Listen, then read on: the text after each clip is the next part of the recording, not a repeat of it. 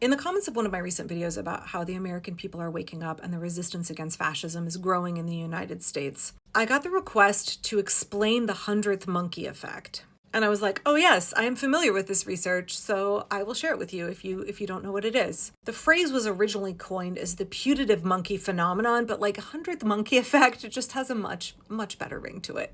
So that phrase, putative monkey phenomenon, and the theory behind it were originally coined by a South African biologist in his book called Life Tide. I'm going to say right now, he describes himself as a botanist, zoologist, biologist, anthropologist, and ethologist. And his book is a little, I'm not recommending that you read it, but the theory is still an interesting one, and I want to discuss it because it has been used in a far more mainstream, less fringe context. But before I explain the phenomenon real quick, I just want to give a little bit more context about Lyle Watson and his book.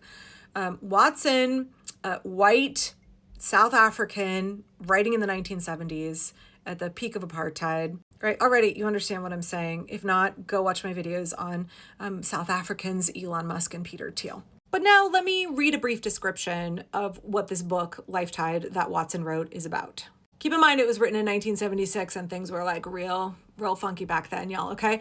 It applies recent developments in astronomy, biology, psychology to the mysteries of memory, dreams, visions, UFOs, gods and devils, hypnosis, ghosts, ESP, creativity, and consciousness, recognizing natural bases for paranormal occurrences. Okay, so understand where I am not making a recommendation, but understand that this is the origin of this phrase, which is now used in popular culture. It just felt like I needed to give 20 million qualifiers there so that people weren't like, Angela, why are you promoting Watson's work and his book? I'm not. I just want to explain what the 100th monkey effect is. So according to Watson, the 100th monkey phenomenon was originally observed by scientists in the 1950s studying Japanese macaques.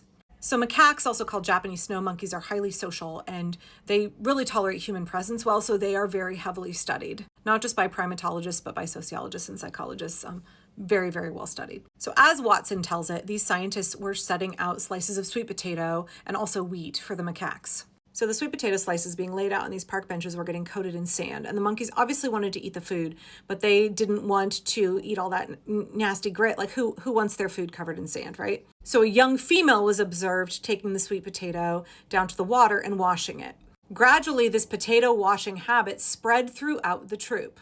It spread by one monkey observing another monkey doing it. And what was interesting about this is that normally it is older members of a population that teach these behaviors to the youngsters. But this was a young monkey who apparently figured this out on her own, that she should wash her food, and it spread like wildfire throughout the troop. So according to Watson, within a few years, this behavior of like, my food is dirty, I should go wash it, was now ingrained in the group consciousness completely. Watson's claim here is that once enough monkeys had learned this behavior, 100, hence the name the 100th monkey effect, this behavior no longer needed to be taught by one individual showing another. And what Watson is claiming here is basically that innovative behaviors may spread slowly at first, right? And have to spread from person to person or monkey to monkey. But once a critical threshold is reached, it becomes something that is widespread in the culture and that is a behavior that basically everybody participates in for the most part. Now, if we look at the original research and not Watson in his book, some of the key things that I find interesting are that this innovation of washing the sweet potatoes was done by a young individual. The innovation came from the youth and spread from the youth to the youth. And what they actually saw was that if members of the troop were old enough, they couldn't really learn this behavior. Kind of like a you can't teach an old dog new tricks, although I don't think that's true for people. And one of the other interesting side effects here, and one of the other things that's really interesting about this is that the monkeys initially were afraid of the water, especially the ocean, and they didn't want to go near it. But as this behavior was taught and was passed on through observation, they found that the monkeys were not just washing their sweet potatoes off in the ocean. They started splashing in it and playing in it and submerging their bodies, like their whole behavior and the way they oriented to the ocean and interacted with it changed. But I want to make it really clear that the research itself does not actually back up Watson's claim that like once 100 monkeys learn it, it just goes everywhere. You see this like rapid proliferation of this behavior and it just seeps into the collective consciousness. That's not actually what the research showed. There was not like a catalyst threshold, a ratio of like how many monkeys have learned this behavior compared to the population itself, at which point it just becomes everywhere.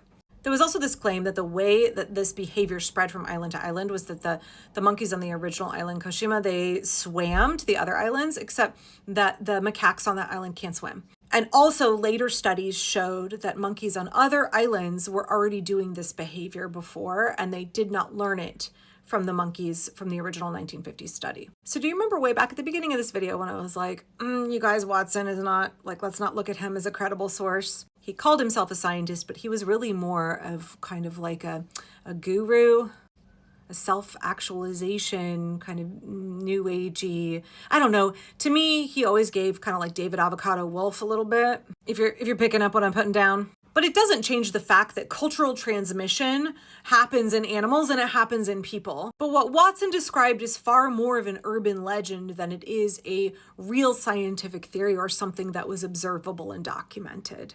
Okay, sorry, I had to plug my phone in. My battery's almost dead. I first learned the phrase the 100th monkey effect because it is something that has been for decades and is still used in environmental activist spaces. And as a permaculture person, I see this concept talked about a lot. How can we get things that currently seem fringe, like earth care, people care, and fair share, and some of the practices of permaculture, how can we get them normalized in the culture so that they just kind of like seep into the popular consciousness and people take up these behaviors and fold them in to their daily lives, and they're no longer fringe, they're just something that is part of being a person and part of living in society. In the environmental movement in the 90s, this was a big talking point, right? It's not us versus them. There is no them. We are all us.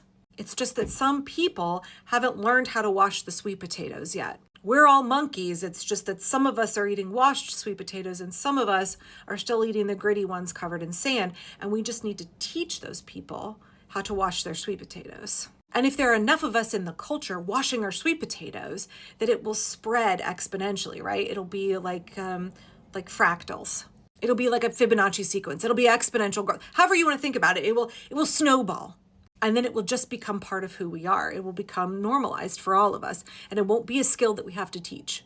Being environmentally conscious, caring about the planet will just be something that we do as people. I don't really believe in like mass consciousness as a concept, but I do believe in cultural transmission of ideas and behaviors because the latter of those things is very much backed up by the literature.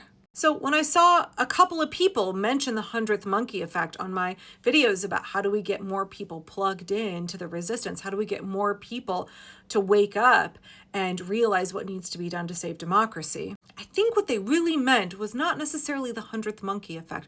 What they meant is that fire is catching. And there is a threshold at which the information becomes readily available to the public. When more people become informed about what is happening and how we resist and what the effective strategies are for saving our democracy, there is a critical threshold where suddenly it does start to snowball, where fire is catching, where we do see more and more and more people getting on board. And I think that is what we are seeing, right? It requires education, communication, a critical mass of people being reached with the message. And also, we need to see people being brave, right?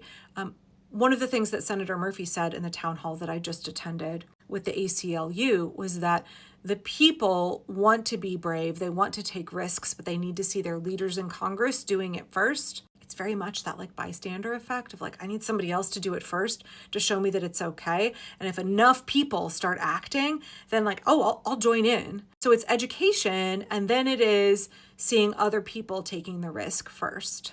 And then being like, oh, I want to join the cool kids. I'm ready to get on board. It's not just me that's doing it. Everybody's doing it. So that's very real. And I think if that is what people mean by the 100th monkey effect, then sure, let's go with that. Let's lean into that, because we are seeing the movement rising. We are seeing more and more people coming on board. We are seeing the number of protests skyrocketing. We are seeing more and more people participating in blackouts, and we are seeing real economic impacts for corporations, for billionaires. So for me, I maybe would hesitate to use the phrase the 100th monkey effect. I would prefer to say fire is catching. But I appreciate the folks who asked me to talk about this phenomenon. Even though the original writing from Watson has been very much discredited because he was not a credible person and he was not actually describing what the science represented, I understand why his terminology and why that concept got popularized. But I appreciate the question very much, and I'm glad it gave us the chance to have this conversation. Because the reality is that we need everybody. The power to protect our democracy lies with us, the people, when we join together.